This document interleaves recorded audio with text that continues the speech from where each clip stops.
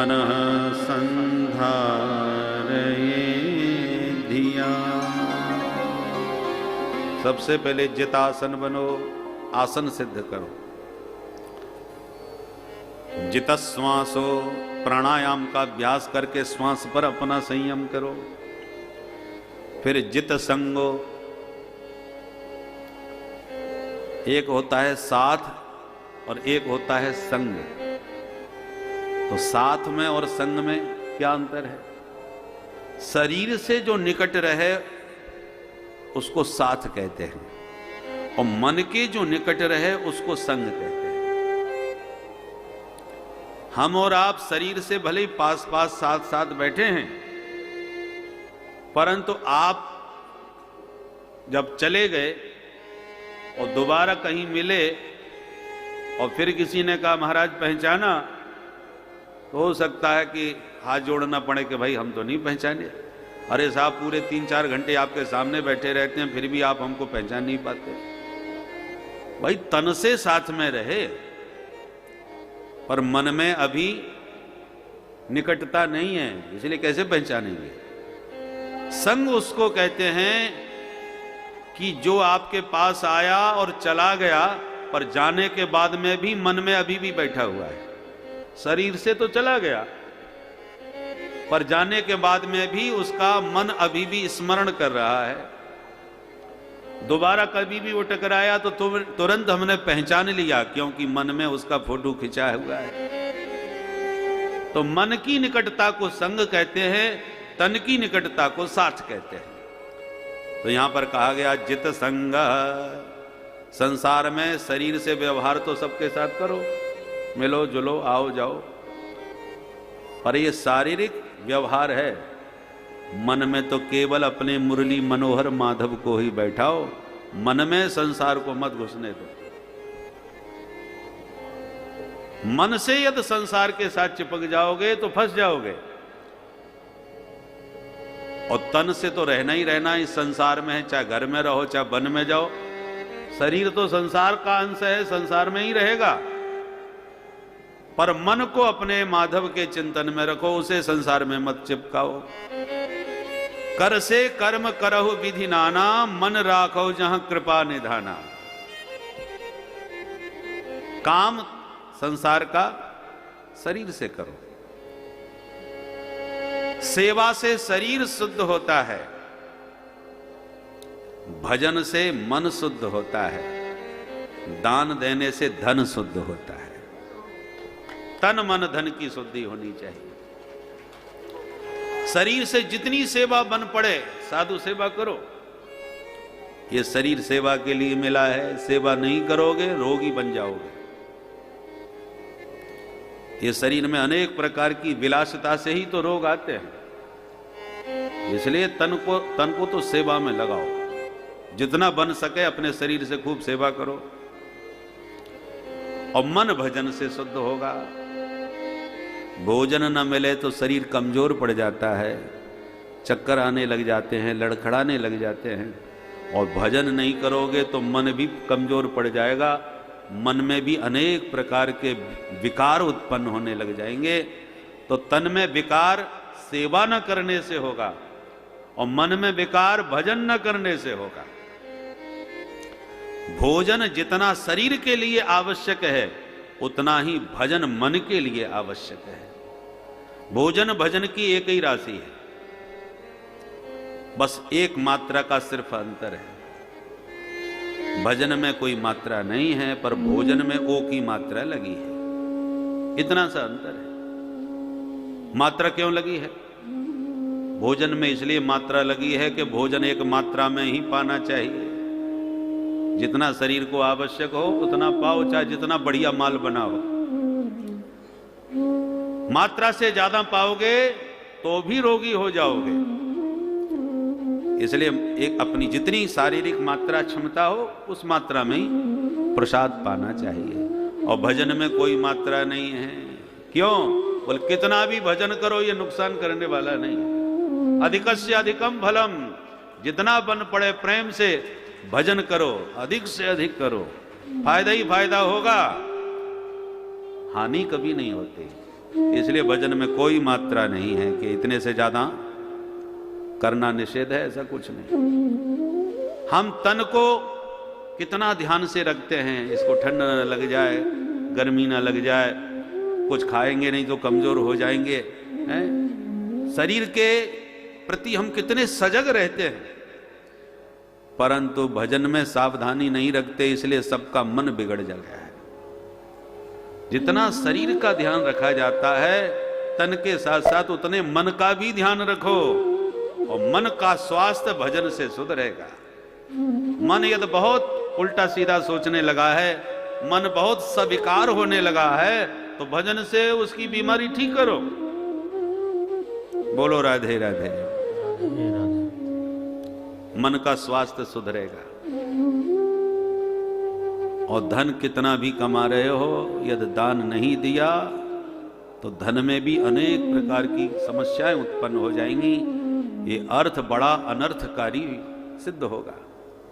इसी तीर्थराज प्रयाग की भूमि में श्री भरतलाल जी महाराज मांग रहे हैं, अर्थ न धर्म न काम रुचि, गति न चहो निर्वाण,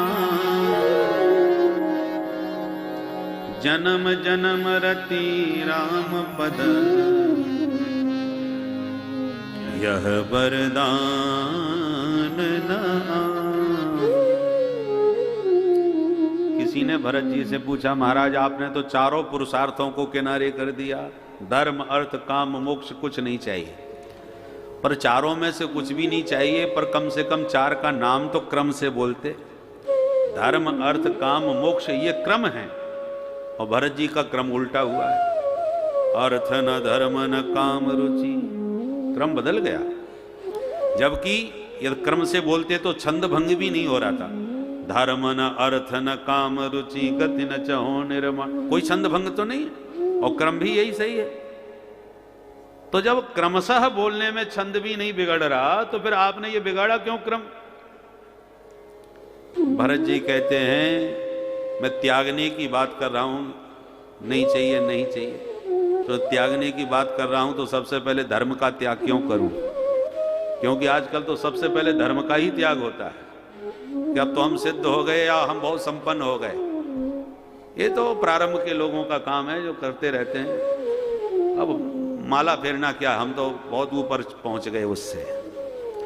तो सबसे पहले हम धर्म का ही त्याग करते हैं। थोड़ी सी उपलब्धि जीवन में आ जाए, चाहे वो साधन के पक्ष में हो चाहे संपन्नता के पक्ष में हो, जहां हम संपन्न हो गए थोड़े बहुत, सोई धर्म गया।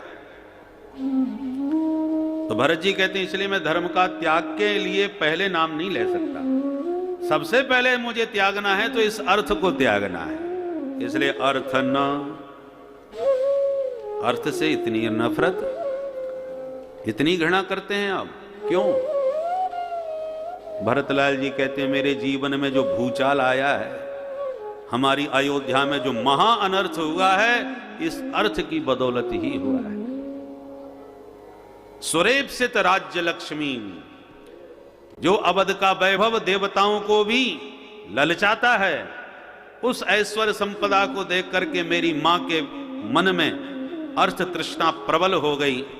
कारण जो भी रहा हो, पर अर्थ की तृष्णा ने ही ये अनर्थ उत्पन्न करा दिया कि जो साक्षात धर्म के विग्रह हैं, रामो विग्रहवान धर्म, उन धर्म का परित्याग करके अर्थ के पीछे मेरी मैया पड़ गई। सबके प्राण प्यारे प्रभु का परित्याग कर दिया, और इस अर्थ ने कितना बड़ा अनर्थ करवा दिया कि राम जी को वनवासी बना दिया, मेरे पिता के प्राण ले लिए, मेरी माताएं सब विधवा हो गईं, हमारी अयोध्या की प्रजा अनाथ हो गई, और इन सब का मूल अर्थ है। ऐसा अर्थ मुझे नहीं चाहिए। धर्म अर्थ काम मोक्ष का क्रम इसलिए सही है क्योंकि धर्म पर ध्यान रखोगे तो अर्थ धर्मानुकूल हो जाएगा। और धर्म को धक्का मार दिया, धर्म रूपी राम जी को वनवासी बना दिया, और सीधा अर्थ पर आपने दृष्टि डाली, तो निश्चित रूप से अनर्थ का भूचाल आपके जीवन में आए बिना नहीं रह सकता। इसलिए धर्म पहले, अर्थ बाद में। अर्थ के बिना भी संसार नहीं चलता। पैसा सबको चाहिए, आवश्यकता है, परंतु धर्मानुकूल धन संचय करो, धर्म को दृष्टि में रखो। कहीं तुम पाप पूर्वक अर्थ तो नहीं कमा रहे। इसलिए धर्म अर्थ काम मोक्ष पुरुषार्थ चतुष्टय आवश्यक है मानव जीवन में। नीति शास्त्र कहता है धर्मार्थ काम मोक्षाणाम यस्यैकोपि न विद्यते अजागलस्तनस्यैव तस्य जन्म निरर्थकम। मानव तन पाकर के धर्म अर्थ काम मोक्ष किसी को भी आपने सिद्ध नहीं कर पाया जीवन में, तो आपका मानव जीवन उसी प्रकार व्यर्थ है जैसे अजा बकरी के गले में स्तन लटका रहता है। अजा गल स्तन, बकरी के गले का स्तन केवल देखने का है, लटकने का है, किसी काम का थोड़ी है। इससे क्या कार्य सिद्ध होता है? कुछ भी नहीं। ऐसे मनुष्य तो बन गए, मानव तन तो मिल गया, परंतु उसका कोई सार्थक आपने उपयोग नहीं किया। बकरी के गले के स्तन की तरह व्यर्थ ही हुआ। इसलिए धर्मार्थ पुरुषार्थ चतुष्टय की सिद्धि जीवन में होनी चाहिए।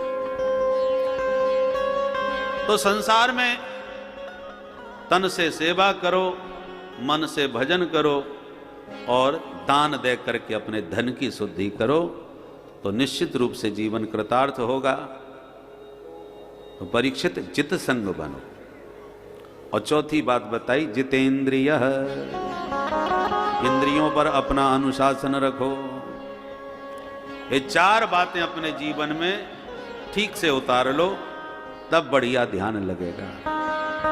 ध्यान दो प्रकार का बताया। पहले स्थूल ध्यान का अभ्यास करो, फिर सूक्ष्म ध्यान लगाओ। स्थूल ध्यान क्या है? कि जगत में जहां तक जो भी तुम्हें दिख रहा है, ये सब परमात्मा का ही स्वरूप है। जगत में ही जगदीश का दर्शन करो। ये जितने भी हरी भरी हरियाली आपको पृथ्वी पर दिखाई पड़ रही है, ये भगवान के शरीर की रोमावली है, पुलकावली है। ये जितने भी विशाल पर्वत आपको दिख रहे हैं, ये सब भगवान की हड्डियां हैं। शरीर में हड्डियां होती हैं। ये जितनी भी नदियां आपको प्रवाहित होती नजर आ रही हैं, भगवान के विराट शरीर की नाड़ियां हैं। शरीर में अनेक नाड़ियां होती हैं जिनमें रक्त संचार होता है, और जब रक्त संचार व्यवस्थित शरीर में होता है तो शरीर स्वस्थ रहता है। ऐसे ही विराट भगवान की ये नदियां हैं, सब नाड़ियों के समान प्रवाहित हो रही हैं। नाड़ी चाहे जितनी हो, पर एक नाड़ी बड़ी महत्वपूर्ण होती है जो हृदय से संबंधित होती है। हृदय से संबंधित जो नाड़ी है, उसमें यदि ब्लॉकेज हो जाए, रक्त संचार अवरुद्ध हो जाए, या रक्त में कोई विकृति आ जाए, तो हृदयाघात होने की संभावना बहुत अधिक बढ़ जाती है। ऐसी ये सारी नदियां भगवान के शरीर की नाड़ियां हैं, पर गंगा यमुना सरस्वती ये भगवान के हृदय की नाड़ियां हैं। और विशेष करके भगवती भागीरथी गंगा के प्रवाह में यदि अवरोध आ गया, जो हृदय से संबंधित है, सीधी भारतवर्ष भगवान का हृदय है, और इससे संबंधित जो गंगा भगवती भागीरथी प्रवाहित हो रही है, ये हृदय से संबंधित नाड़ी है। इसमें ब्लॉकेज माने अवरोध आ गया, आपने इसकी धारा को खंडित यदि कर दिया आपने, या इसको विकृत कर दिया, गंदा कर दिया। रक्त की गंदगी से भी हार्ट अटैक हो सकता है, यदि मोटा हो जाए बहुत, या बहुत अधिक पतला हो जाए, असंतुलित हो जाए, तो हृदयाघात हो सकता है। और रक्त को ही रोक दिया जाए तो हृदयाघात हो जाएगा। उसी प्रकार हम भारतवासियों को यह ध्यान रखना है कि गंगा किसी प्रकार से मलिन न होने पाए, और गंगा की धारा कभी अवरुद्ध न होने पाए। जब तक अखंड गंगा की धारा प्रवाहित रहेगी, तब तक ये भारतवर्ष ही नहीं, अरे भारत हृदय है, और हृदय में हृदयाघात हो गया तो ब्रह्मांड में नष्ट हो जाएगा। हृदय गति अवरुद्ध हो गई तो शरीर ही समाप्त हो जाएगा। बोल भारत माता की, गंगा मैया की। तो ये सारे विश्व ब्रह्मांड में उस परम पिता परमात्मा के स्वरूप का दर्शन करो। सिया राम मैं सब जग जानी, सिया राम मैं सब जग जानी, करऊं प्रणाम जोरी जुग पानी, करऊं प्रणाम जोरी जुग पानी।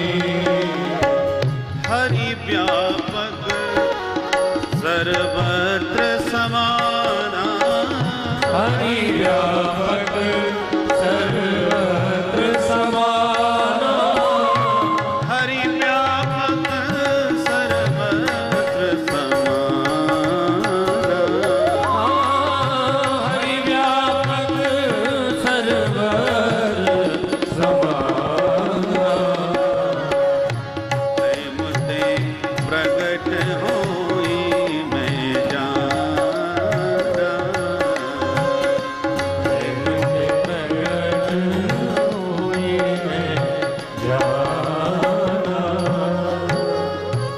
भगवान सर्वत्र सब में समान रूप से व्याप्त हैं।